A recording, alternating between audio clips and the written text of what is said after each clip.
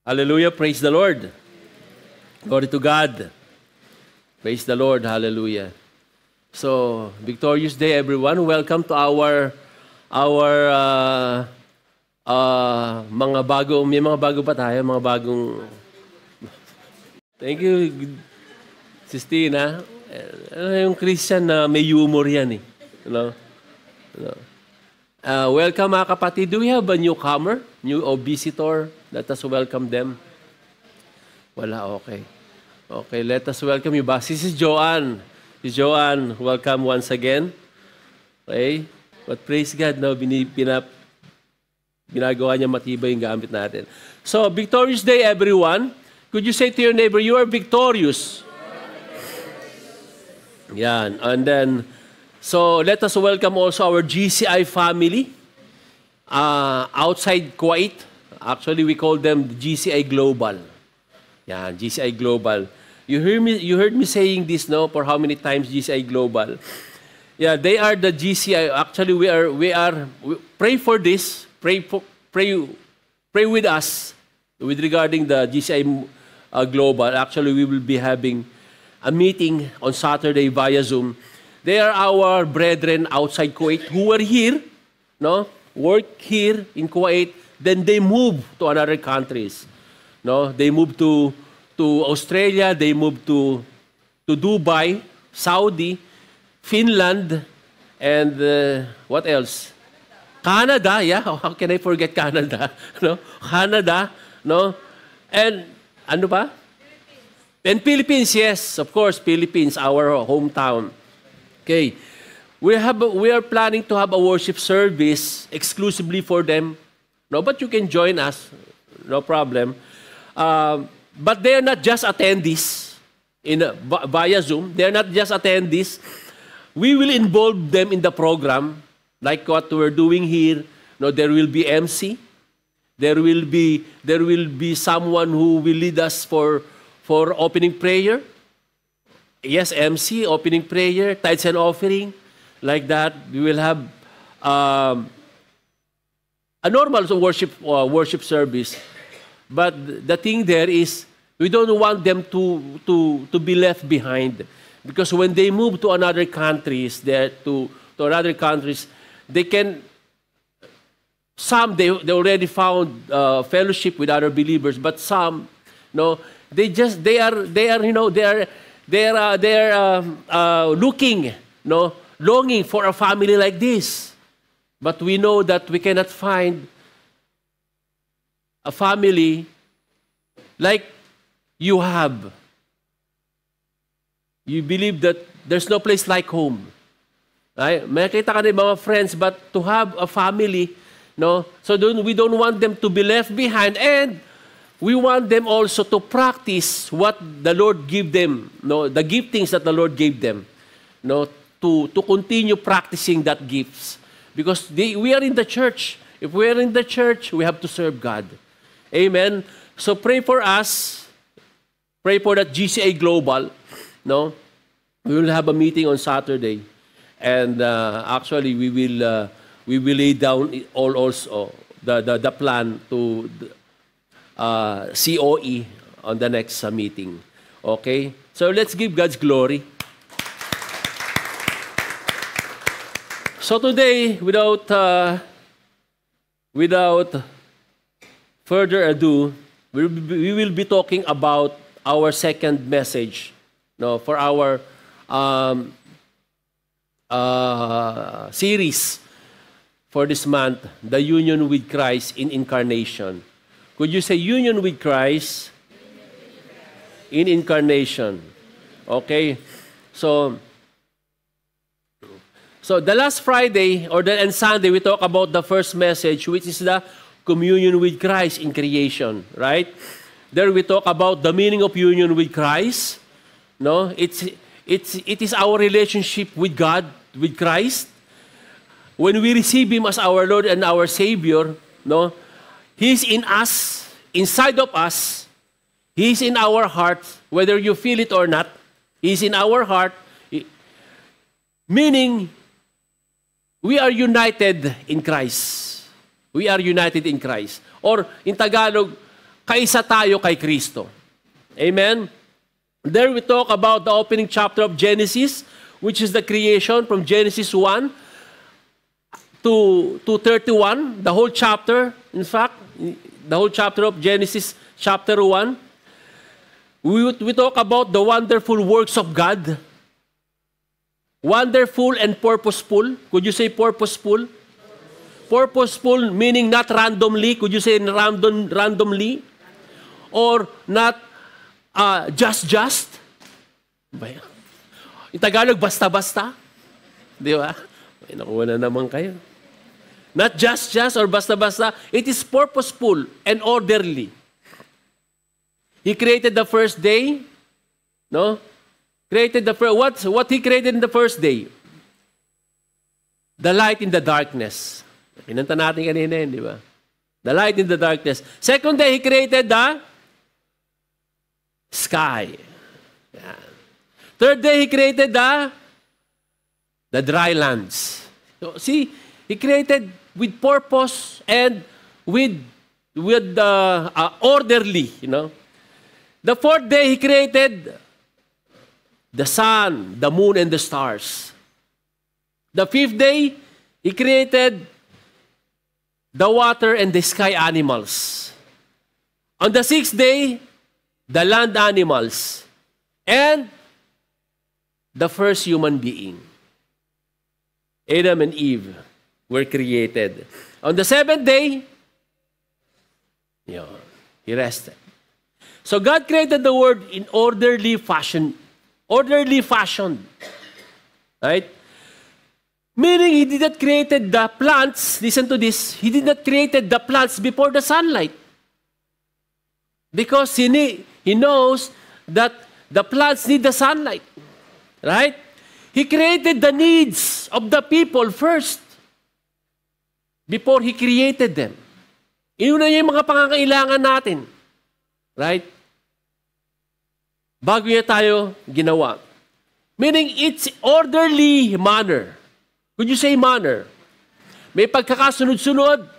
And it's purposeful. Could you say again? Purposeful. He did not create the universe, not randomly. And especially man. No. He created the universe not randomly. In fact, He named the stars. Right? Binigyan niya pa ng pangalan yung mga bituin.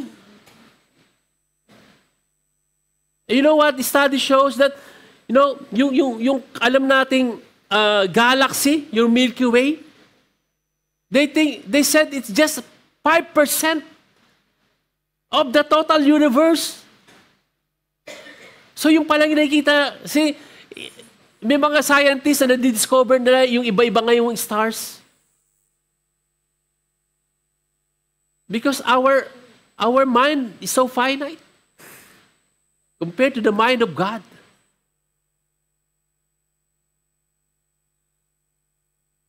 And especially man. Because other people believe that we are just a result process in nature. A random, tumubo lang na parang kabuti. Some people believe that we just evolved from ape or from monkey. Do you believe in that? Could you ask your neighbor, do you believe in that? Right? I don't know about you, but for me, I strongly believe in the scriptures that we made in the image of God. Amen. That we are made for a great purpose. We are the pinnacle of God's creation. The pinnacle of God's creation. The culmination of God's creation. The creative works of God was not complete without us. Without us, it's not complete. We are the highest creature that God created. Tayo yung pinakamataas na uri ng tao, na creation na ginawa ng Panginoon. God gave us dominion to rule over the earth, over His creation. We are so special to the Lord. Could you say to your neighbor, you are special? Yeah.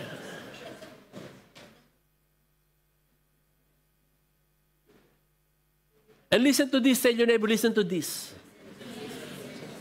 God made all of this by His command, by His words. Parang voice command. You know that? Let there be light, and there was light. Let there be sea, and there was sea. Let there be animals. Right?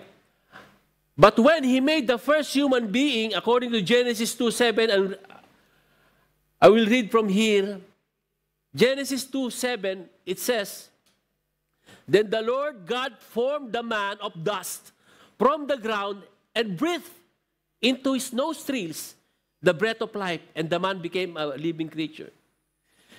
When God created all these things by His voice, by His words, but when He created man, He used His hands.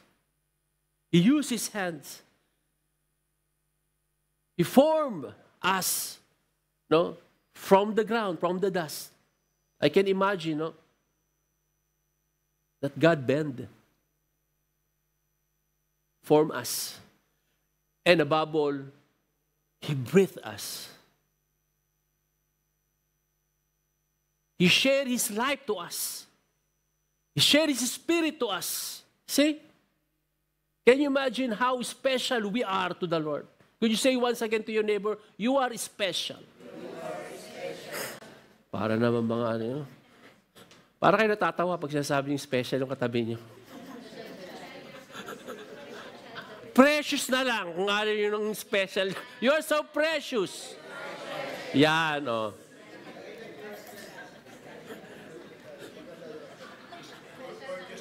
Oo nga pala, baka sabihin niyo, you're a special child. Hindi na. Ano? You're a precious child. Yan. You are so special to the Lord because God desired to have fellowship with us. To unite with us. No? In fact, if you're going to read the preceding verse of Genesis 1, no? The book of Genesis, no, describes the fellowship of the Lord.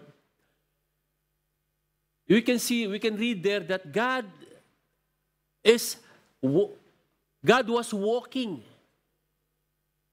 in the garden, in the paradise, no, with the first man He created. They have fellowship. They have sweet fellowship, walking every day. But we know the story in Genesis 3, the fall. Well, when the first man sinned, the fellowship was broken. Nawala yung fellowship, nasira. People rebel against God. But listen to this, tell your neighbor, listen to this. Do you know that ever since that first sin entered the world, the day one entered the world, you know what? God was working to restore the fellowship with us. You see?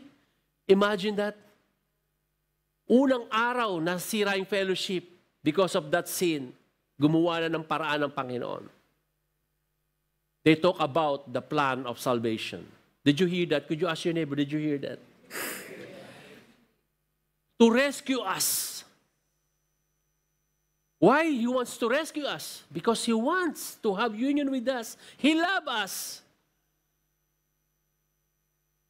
He loves us. No? How then He rescued us? Paano niya tayo ni-rescue? He rescued us by sending forth His Son, Jesus Christ, to save us from the penalty of our sin. And this is the central doctrine of Christianity. The Christian faith that God took human form in the body of Christ. Or in Tagalog, okay, in the layman's term, it's nagkatawang tao. But I will explain it further. Nagkatawang tao. In other words, God was incarnated in human flesh. Ang Diyos, because His Spirit, Bumaba, nagkatawang tao. And this is the topic that we're going to talk about today. Union with Christ in incarnation. Okay? Could you say incarnation? Incarnation. Oh, incarnation. But before we talk about this, no, let me give you the meaning of incarnation. Incarnation is a term used by theologians, no, to indicate that Jesus, the Son of God, took on human flesh. O yung nagkatawang tao in layman's term. Okay, sa mababang explanation, in nagkatawang tao. Now we're going to read our scriptures. Let me read it from the Bible. Okay, from my Bible, if you have your own Bible or you have your app in your cell phone, you can read it with me. Could we all rise up or stand up? Let us read John 1, verse 1 to 18. John, okay, open your Bible with me. From the book of John. Mandyan lang yan. Matthew, Mark, Luke, John. Alam, kabisado niyo yung Bible para madali niyo siya makita. Matthew, Mark, Luke, John, Acts, Romans. No? So, let us read. If you are ready, are you ready? Amen. Okay. Or you can, you can flash it on the screen. John 1, verses 1 to 18. In the beginning was the Word, and the Word was with God, and the Word was God. He was in the beginning with God. All things were made through Him, and without Him nothing was made that was made. In Him was life, and the life was the light of men. And the light shines in the darkness, and the darkness did not comprehend it. There was a man sent from God, whose name was John. This man came for a witness, to bear witness of the light, that all through him might believe. He was not that light, but was sent to bear witness of that light. That there was true light which gives light to every man coming into the world. He was in the Word, and the Word was made through him, and the world did not know him. He came to his own, and his own did not receive him. But as many as received him, to them gave them to become the children of God, to those who believe in his name, who were born not of blood, nor of the will of the flesh, nor of the will of man, but of God. 14, the Word became flesh and dwelt among us. And we beheld his glory, the glory as the only Moses, but the grace and truth came through Jesus Christ. No one has seen God at any time, the only begotten Son, who is the bosom of the Father. He has declared him. Let us pray. Spirit of the living God, once again, we were going to talk about you. We believe that you are the author of the Scripture. Lord, help us to understand you. Help us to know more about you, Lord. Help us, O God, Lord, to understand the teaching and the preaching of your word today. Spirit of the living God, you are our great teacher in this room. Help us. You are the great helper. Lord, hallelujah. We give you all the glory, honor, and praises. In your name, Jesus, we pray. Amen and amen. Hallelujah. You may be seated.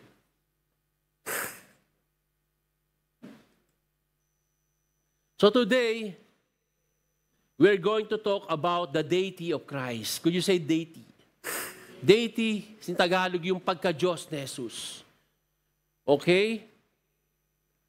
So, we have read what the meaning of incarnation. It is the term used by theologians to indicate that Jesus, the Son of God, took on human flesh. O yung sinasabi ko, yung in layman's term, no? Kumbaga, in a nutshell, ito yung nagkatawang tao ang Panginoon. But when I say nagkatawang tao, okay, or he took on human flesh, or he became human, there is more meaning on that. Meron pang mabigat, no, or deeper meaning on that. No? And to further solidify the meaning, we must go back to the major doctrine of Christianity. Amen? We must understand that Christ is eternal. Christ is eternal. Christ pre-exists. Right? Meaning He's already there before everything exists. Nandun na siya. He is not created. Hindi siya ginawa.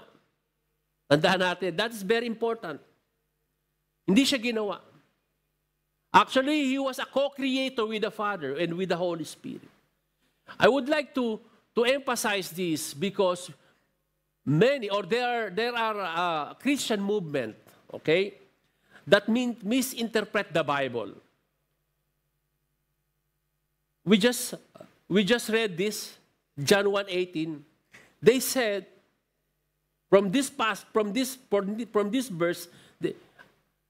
I will read it again. It says in John 1:18, no one has seen God at any time. The only begotten Son, who is in the bosom of the Father, He has declared Him. Bosom or yung sinapupunan, no? They took it literally. From the bosom of the Father, yes, He is God, because He was from God. Parang tao, galing sa tao, tao. Hindi siya hayop. So, He is God also, but He came, because He came from God, but it seems He's just another created being. Because He was from the Father, came from the Father, meaning it seems that He was just another created being. Ginawa siya ng Ama. Parang tama lang na siya ay Diyos, pero may mali. No? And again, sabi nga ng Indian, almost correct is not correct. Correct? Kailangan 100% truth ang ating pinananaligan. So, they took it literally na Jesus Christ was from the bosom of the Father, mula sa sinapupunan ng Ama. In fact, they explained it, iniluwal siya ng Ama. Iniluwal siya ng Ama. In layman's term, pinanganak siya ng Ama. Let me explain it clearly para huwag tayo maligaw. The bosom here, no, it pertains to the relationship of Jesus Christ to the Father. Yung relationship niya, no? The closeness, the intimacy, the relation to Jesus, of Jesus to the Father. As the loving Father would embrace a Son who He loved and is proud of. Yun yung pagmamahal ng Ama. They're talking about simply relationship, intimacy. Right? So you must realize that Jesus Christ is not created. Right? He coexists with the Father and the Holy Spirit. They pre-exist. No? We know the story in Genesis. That is why it's very important, no? This part of Genesis, the opening of the Bible, the chapter 1, it is very important.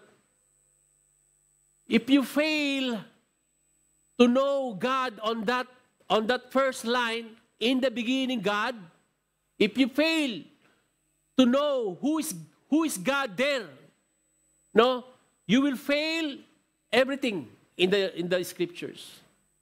We must know that the God here there is Elohim. It's plural, Hebrew language, Hebrew word, Elohim. Kaya kami nagtanong sa akin, paano yung mga na-save doon? Nung wala pa si Christ, ang sabi nyo, Jesus is the only way, the truth, and the life. No one comes to the Father except by me. Paano yung mga namatay na wala pa si Jesus Christ? Hello? Because, as they read the scriptures, that God there, mali na ang interpretation nila. Of course, they're saved by faith. We can see it in Romans, in Galatians. Abraham saved because of his faith. And Jesus Christ in the New Testament, the same God from the Old Testament. Right? Hindi magka-contradict ang Bible. Walang contradiction sa Bible. But the problem is their interpretation of the Bible. Or even, they don't believe in the Bible. That's the problem. Don't debate on them. Don't argue. Just answer plainly. Don't argue with them. No? Ayun nga yung uling sasabihin ko. Yes, nanalo ka nga sa debate mo. Nadala mo ba siya kay Kristo? No. Right? So Jesus as God incarnates or took human flesh to be with us. The eternal Son of God unites to himself a human nature. No? See, the basis of our union with Christ is Christ's union with us in the incarnation. In John 1, verse 14, it says, And the Word became flesh and dwelt among us, and we beheld his glory, the glory as of the only begotten of the Father, full of grace and truth. The Son of God took on human flesh and lived among us. But listen to this. Tell your neighbor, listen to this. We must understand this. This is very important. Tell your neighbor, this is very important. He took on human flesh, okay, or human nature, no, o nagkatawang tao, okay? But listen to this. He remained in his divine nature. He remained in his divine nature. When God became human is something. And to remain in his divine nature is another thing. Did you hear that? Could you ask your neighbor, did you hear that? Yes, nagkatawang tao siya, but he remained in his divine nature. He is in a human nature, but his divine nature at the same time. It's not something that he transformed from something other than he who is. Parang, ang tubig na to, nag-transform na tissue. Hindi ganon. Sabi mo sa katabi mo, hindi ganon. When he took a human form, he remained in his divine nature. So there are two natures in one person. Two natures in one person. Being human at the same time, he is God. And that's what you called. Si Brother Marco, ang tawag ng Brother Marco? Ikaw sumagot yun una dati. Ayun. Ayun. Na-static si Brother Marco. Nabigla. Hypostatic. Yun. Kasi hypostatic. Kaya tinuturo natin sa alpha yan. No? 100% God, 100% human. Hypostatic union. What is hypostatic union? Hypostatic union is a theological term used to describe the union of Jesus Christ's divine and human natures in one person. It signifies the joining or unity of two distinct natures, divine and human, within the single person of Jesus Christ, without either nature being compromised or changed. Hallelujah. In other words, it's like this. Human and divine. 100% human, 100% God. So when the Word, that is Jesus, became flesh and lived among us, He remained in His divinity. He remained unchanging. Because as He said in His Word, God never changed. He's a God of yesterday, today, and tomorrow, and forevermore. No? And the Word became flesh. No? Who was in the beginning, who was with God, and who is God, He is still the Word when He incarnates. He was still the Word in John 1:1. And listen to this, tell your neighbor, listen to this. The Word Himself, that is Jesus Christ, listen to this. Take the initiative to come into this Word and take flesh into union. Siya yung nag-initiate. Siya yung nag-initiate to come into the world and take flesh into union.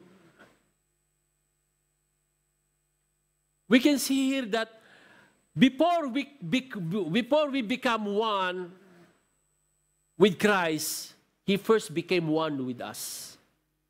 Bago tayo makiisa kay Kristo, nakiisa na siya sa atin.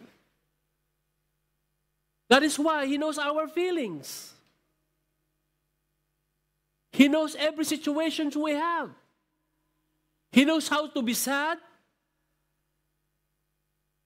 When his best friend died, sa Lazarus, he cried. He knows how to be lonely. Right? Being thirsty, being hungry, being tired. He worked for a living like us. He worked as a carpenter. He knows your situation. You cannot say, no, Lord, you don't know my situation. You're just saying that because you are God. I am not. Lahat ng suffering, people mock Him, insulted Him.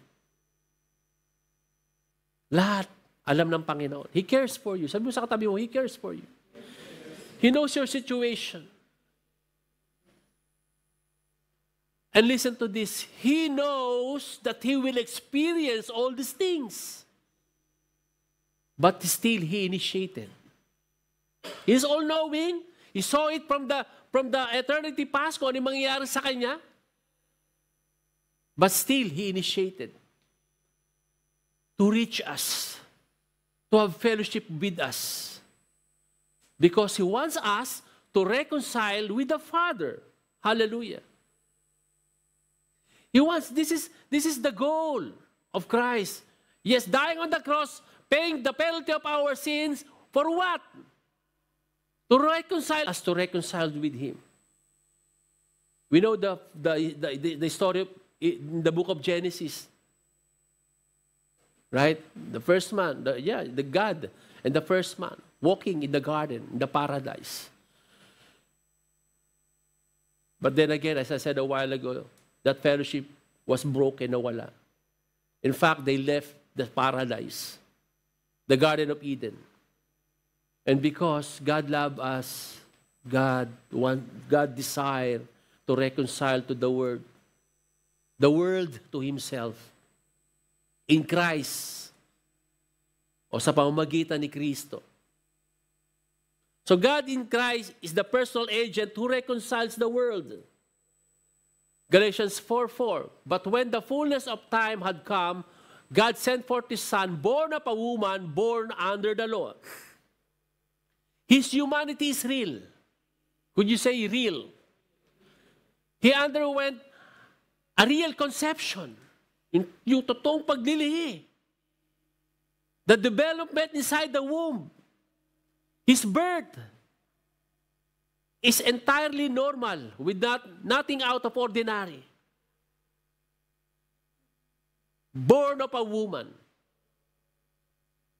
That's why it said, born of a woman. Nothing is ordinary. He experienced the real conception. But what does it mean when it said born under the law? We have to realize, if you're reading the Bible, the covenant established by God, Yahweh, to Israel in the Old Testament through Mosaic covenant. Could you say Mosaic covenant?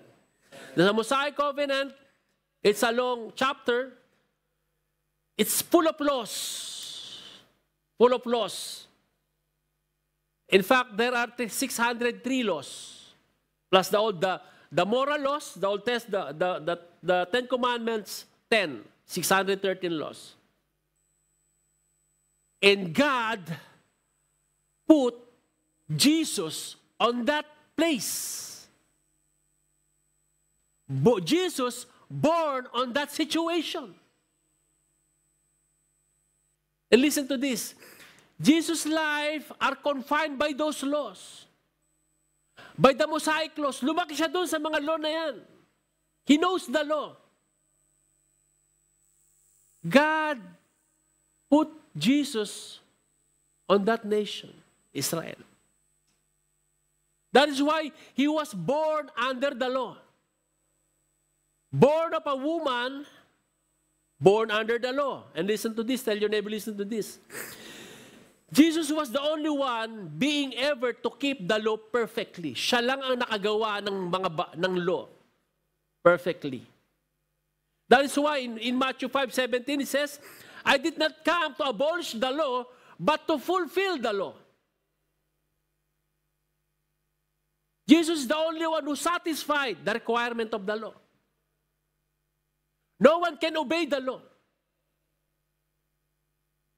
Jesus was the only one who obeyed perfectly. Could you say perfectly? Perfectly the law. Romans 8:3,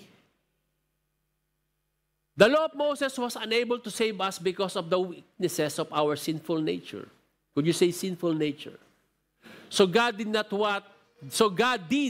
what the law could not do. He sent His own Son in a body like the bodies we sinners have, and that the body God declared an end to sin's control over us by giving His Son as sacrifice for sin.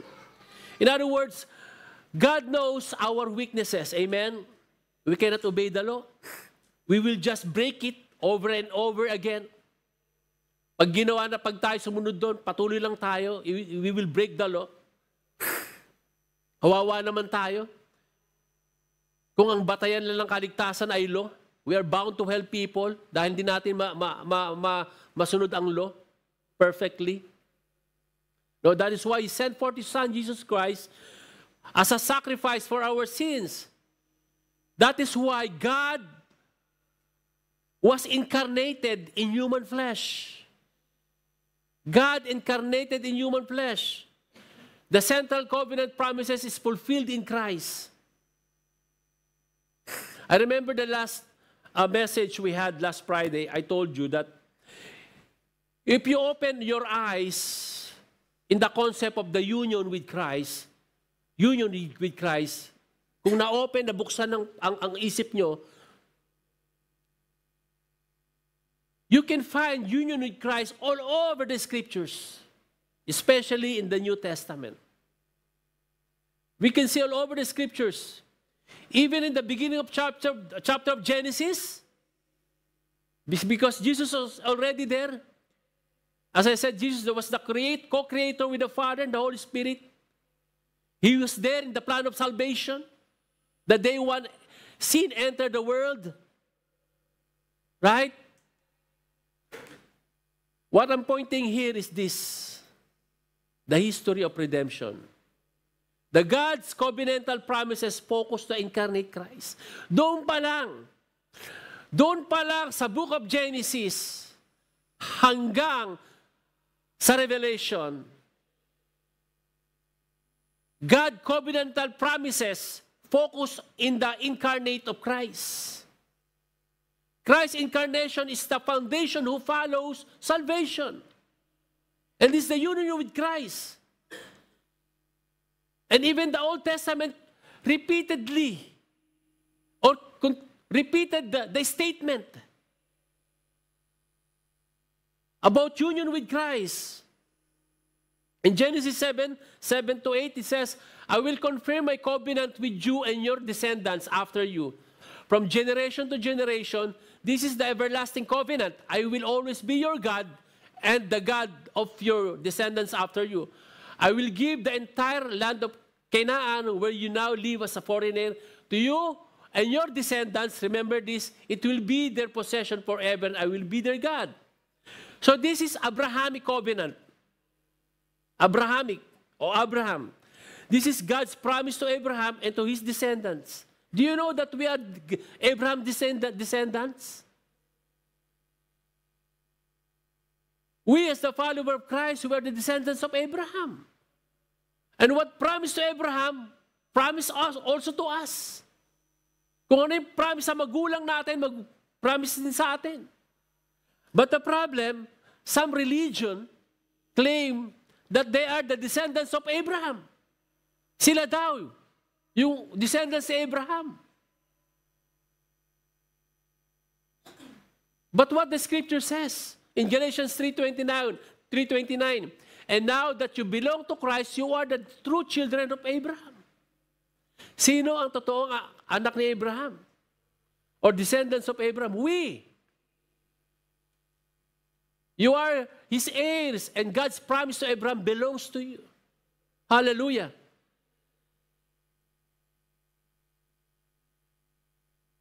And in connection with the Mosaic covenant, let me read some passages.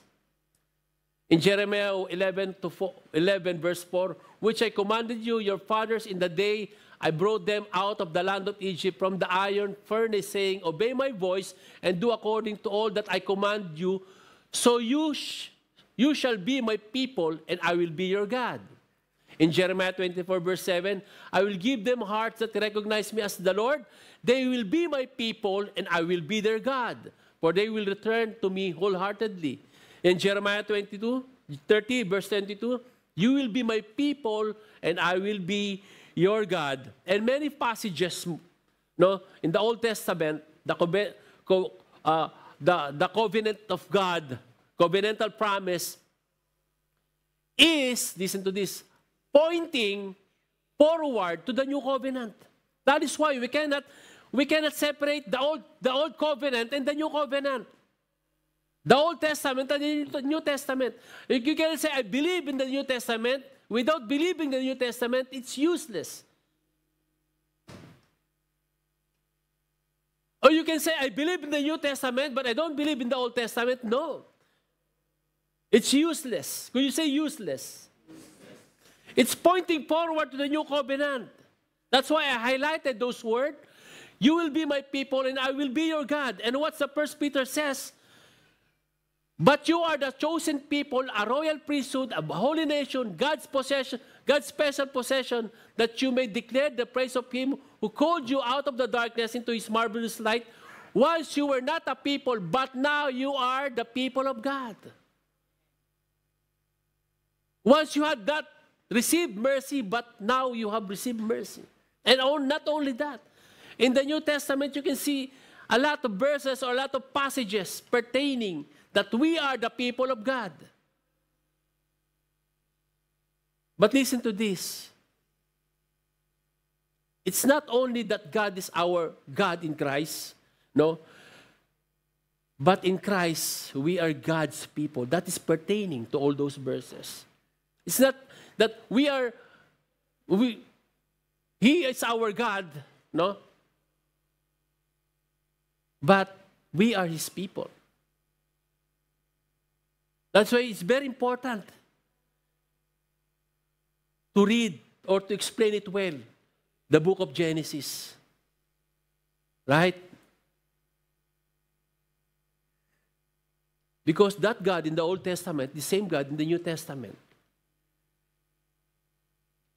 But listen to this. This is the question.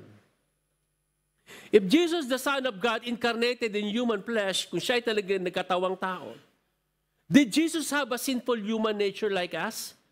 Meron bang sinful nature din ng Panginoon? Because we said 100% God and 100% man. Because we as a human, we have a sinful nature. Right? When the first man sinned, no, it passed on us. Naipasa ito sa atin. And until this generation. Kaya nga nakagawa tayo ng kasalanan kahit na nasa kay Kristo pa rin tayo. We're born again.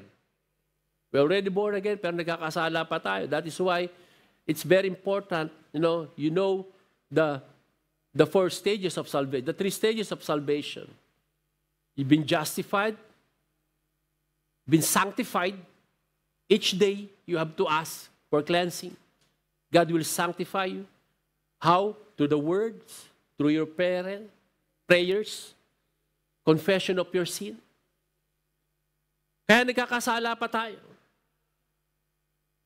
If Jesus is the Son of God, incarnated in human flesh, did Jesus have sinful human like us, sinful nature like us?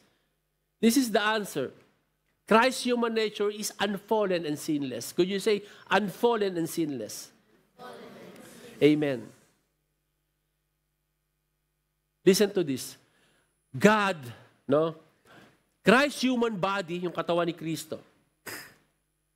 Christ's human body and soul had all the capacities of original humanity.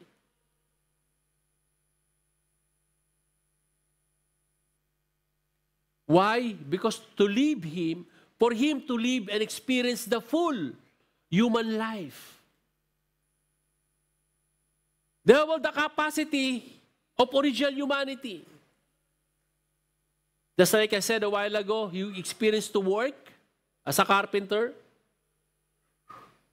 Nagutom, nalungkot. Di ba? Nag-fasting siya, tinukso. Ngunit hindi siya nagpatukso. Tinukso ng dyablo, pero hindi siya nagpatukso. But, listen to this, the object of incarnation is always humanity. Could you say humanity? It always focuses on humanity. It is the object, not the sin, not the corrupt, fallen nature. This is the focus. This is the goal. This is the object of incarnation, humanity, not the sin, not the corrupt or fallen nature.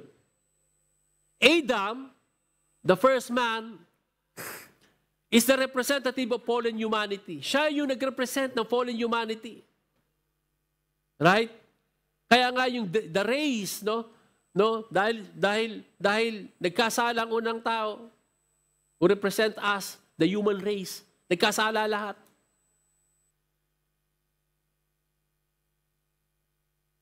When he sinned, we all sinned and came under the penalty of death. But when Christ came, Christ represents humanity. That is why we are He's the head of the new creation. Therefore, if anyone in Christ, the new creation has come, the old has gone, the new is here. He's the head of the new creation. Praise God that Christ was fully human, yet sinless and unfallen. Listen to this. Christ genuinely tempted, yet without sin. Genuinely tempted, talagang tinukso. Jesus was fully man. He experienced the effect of living in this fallen world. Naranasan niya mabuhay in this fallen world. But not the guilt of Adam. That sin passed to us. He never committed sin. In John 8:46, Jesus said, "Can any one of you prove me guilty of sin? If I'm telling the truth, why don't you believe in me?" 1 Peter 1:19, "But with the precious blood of Christ, a lamb without blemish or defect." Hebrews 7:26, "Such a high priest truly meets our need. One who is holy, blameless, pure, set apart from sinners, exalted above the heavens." Jesus was genuinely tempted. Kumbaga, temptation is real. You know what? The temptation of Jesus is more real than we could ever imagine. It's more real than we could imagine. Jesus was tempted by the external forces. No? Tempted by the devil, Satan. You know, the Matthew 4. He was tempted by hunger, fear of pain, which he wrestled in the Garden of Gethsemane. Di ba? Sabi niya, kung pwede, huwag na matuloy yun. Sabi niya, but Lord, let your will be done.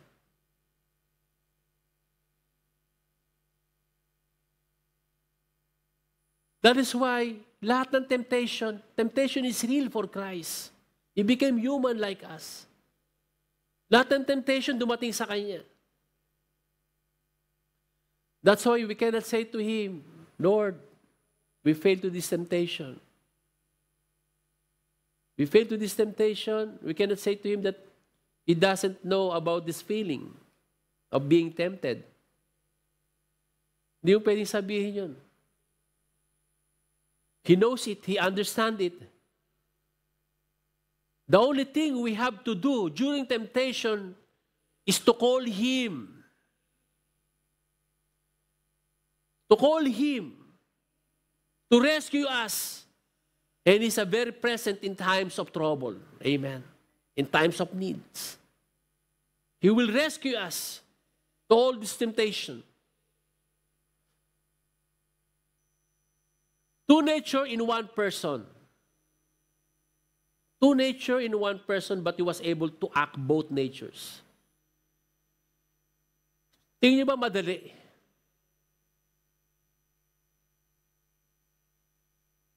As the Son then is not completely by his human nature, He's able to act His divine nature as He always done.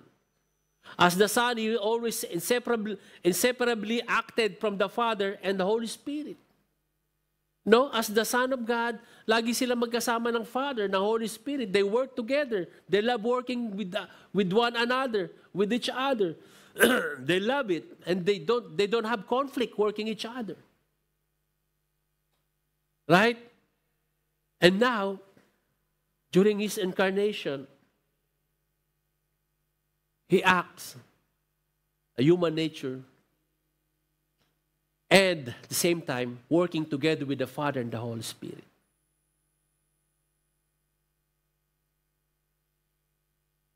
Without compromising both nature, without diminishing both nature, at the same time.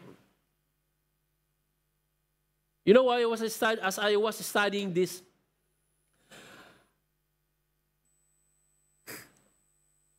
I was thinking how Jesus overcome every temptation. He lived for 33 years. During our 20s, our teenage years, right? There's a lot of temptation going on. Right? 20s, 30s natin. The same thing with Jesus Christ. I was thinking how He overcame all the temptations. You know, I was thinking, while He was fighting the temptation, you know what? He was thinking about you and me. He was thinking about you and me. He was thinking that I want to redeem Gabe. I want to redeem Rhea. I want to redeem Mau. I want to redeem Juliet. I want to redeem Gina. I want to redeem Ophel. I want to redeem Tina. I want to redeem Arlene. Je. Laarni. Hans.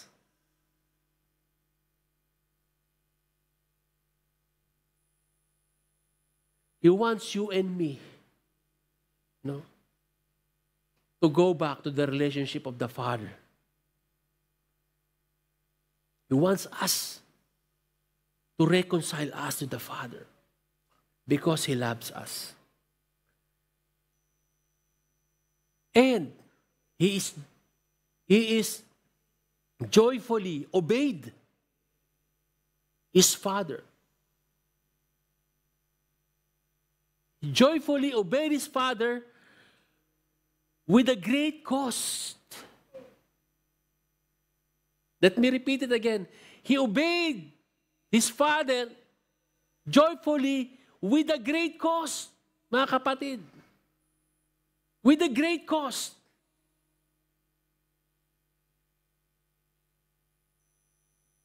The great cost for our salvation. Because you and me. He wants to reconcile us to the Father. He wants to obey the Father. He wants to fulfill the plan of salvation for all of us. That even He knows what He will experience in this world, He initiated. Because He wants to have union with us.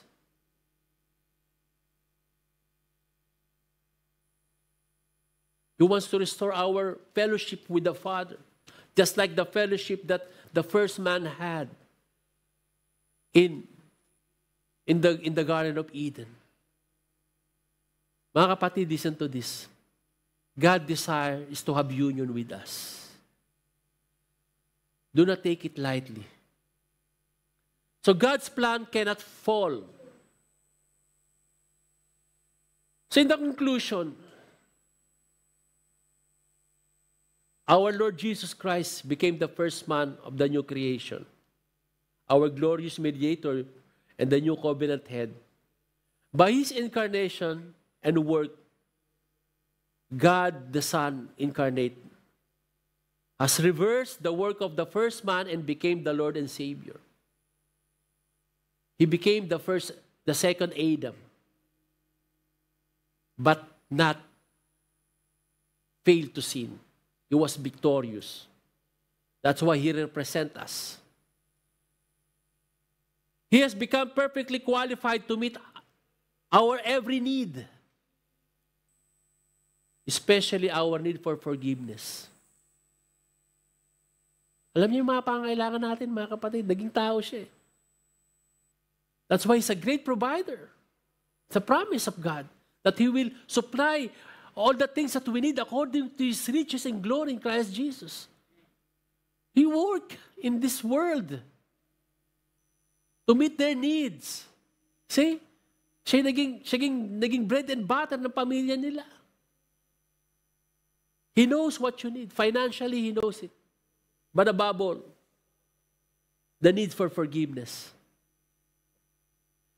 Our Lord Jesus, in that case, our Lord Jesus Christ rightly demands and deserves our wholehearted love, allegiance, and service to Him.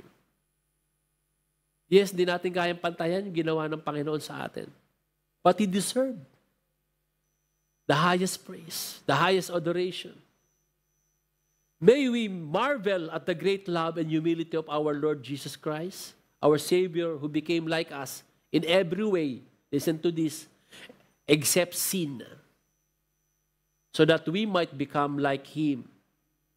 Because He's the only one qualified to redeem us. Kung magkakasala pa Siya, kawawa tayo. But God's plan cannot fail. Therefore, live to praise and glorify our Lord Jesus. Can we give the best clap offering to Him? Christ in all we do, for He alone is worthy of all praise, honor, and glory. Amen. Can we all rise up? Let us pray.